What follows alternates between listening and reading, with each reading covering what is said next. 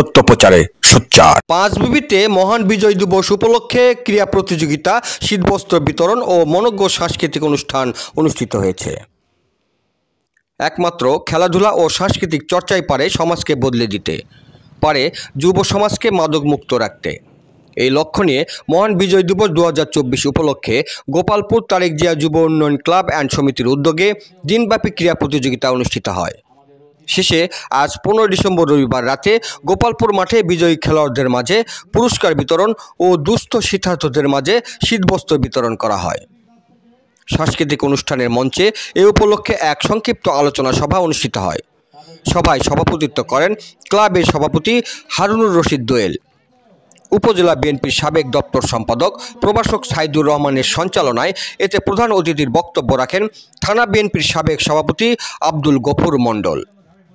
বিশেষ অতিথির বক্তব্য রাখেন জেলা ছাত্রদলের সাবেক সাংগঠনিক সম্পাদক শামীম হোসেন মণ্ডল, থানা বিএনপির সাবেক যুগ্ম সাধারণ সম্পাদক অধ্যক্ষ নওশাদ আলী, সাবেক সাংগঠনিক সম্পাদক বালিঘাটা ইউপি চেয়ারম্যান মোহাম্মদ আবুল হোসেন, পৌর যুবদলের সাবেক সিনিয়র সহসভাপতি হারুনুর রশিদ সজল ও থানা যুবদলের সাবেক সভাপতি শামসুল হুদা মণ্ডল দুলাল প্রমুখ। পরে বিজয়ী খেলোয়াড়দের মাঝে পুরস্কার বিতরণ ও দুস্থ শীতার্তদের মাঝে কম্বল বিতরণ করেন অতিথিবৃন্দ। শেষে মুন্না আনসারির পরিচালনায় ফেয়ারলেস ব্যান্ডের পরিবেশনায় মনোজ্ঞ সাংস্কৃতিক অনুষ্ঠানে সঙ্গীত ও নৃত্য পরিবেশন করেন স্থানীয় ও আমন্ত্রিত শিল্পীবৃন্দরা।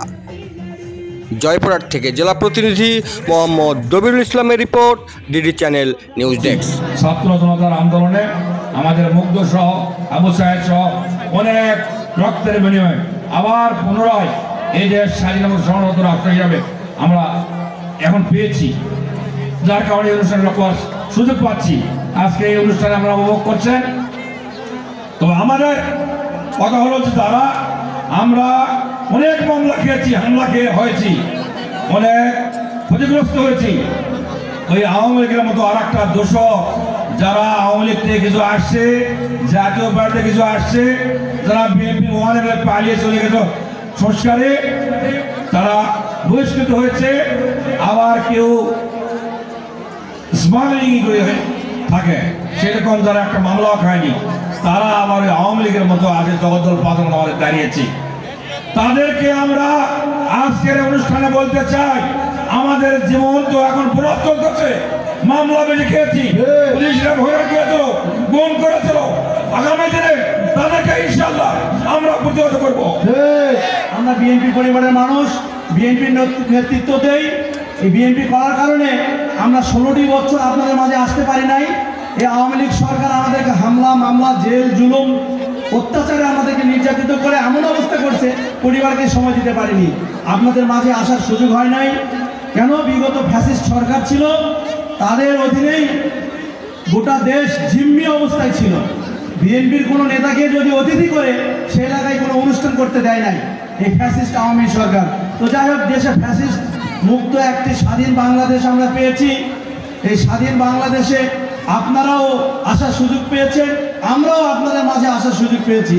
তো যাই হোক, আপনাদের প্রতি আমাদের আকুল আবেদন, আগামীতে বিএনপি যেন বিপুল ভোটের বিনিময়ে সরকার গঠন করে, বিএনপিকে আপনারা সমর্থন করবেন, বিএনপিকে আপনারা ভোট দিবেন, এই আশা আহ্বান রেখে আমি আমার সংক্ষিপ্ত বক্তব্য এখানে শেষ করছি। আছে না আমার মুক্তা, আছে না আমার বারিশার, আছে না আমার মুক্তা, আছে না আমার বারিশার, জানের হাইকোর্টে তিনি আমার গোদের পার, আমি পাপি তিনি জানি না, আমি পাপি তিনি জানি না।